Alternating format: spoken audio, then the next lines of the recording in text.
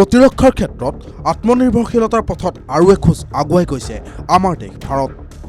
কিয়নো ভাৰতীয় নৌসেনাৰ হাতত থকা MiG-29K যুদ্ধ বিমানক মধ্যম দূৰত্বৰ এণ্টিশ্বিপ মিছাইল হিচাপে এতিয়া সফলতাৰে ব্যৱহাৰ কৰিব পৰা যাব।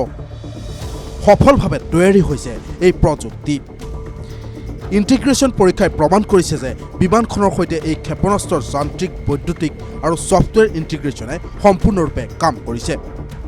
এই সফলতাৰ পাছত 2026 চনৰ প্ৰথম ত্ৰৈমাসিকত আকাশৰ পৰা এই ক্ষেপণাস্ত্ৰ নিক্ষেপৰ পৰীক্ষা আৰম্ভ হ'ব। তাৰ পূৰ্বে এই ক্ষেপণাস্ত্ৰৰ গ্ৰাউণ্ড আৰু কেৰিজ ট্ৰায়েল সম্পূৰ্ণ হৈছে। ASAM কেৱল ভাৰতৰ অস্ত্ৰভাণ্ডাৰত থকা এটা ক্ষেপণাস্ত্ৰক বুজোৱা নাই, বৰঞ্চ ই মিছাইলৰ এটা পৰিয়ালক বুজায়। ASAM আকাশৰ পৰা নিক্ষেপ কৰা এক ক্ষেপণাস্ত্ৰ। ইয়াৰ ৰেঞ্জ প্ৰায় 290 কিলোমিটাৰ। যি জাহাজৰ পৰা ইয়াক নিক্ষেপ কৰা হয় তাৰ ৰেঞ্জ প্ৰায় 350 কিলোমিটাৰ। ইয়াৰ উপৰিও ছাবমেৰিনৰ পৰা নিক্ষেপ কৰা ক্ষেপণাস্ত্ৰও আছে ইয়াৰ মাজত।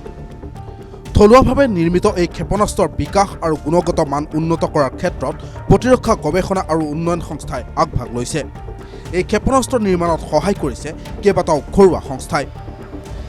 এই মিছাইলত ব্যৱহাৰ কৰা হৈছে dual pulse solid rocket motor, active radar শিকাৰ আৰু ইলেক্ট্ৰনিক জেমিং প্ৰতিৰোধী ব্যৱস্থা।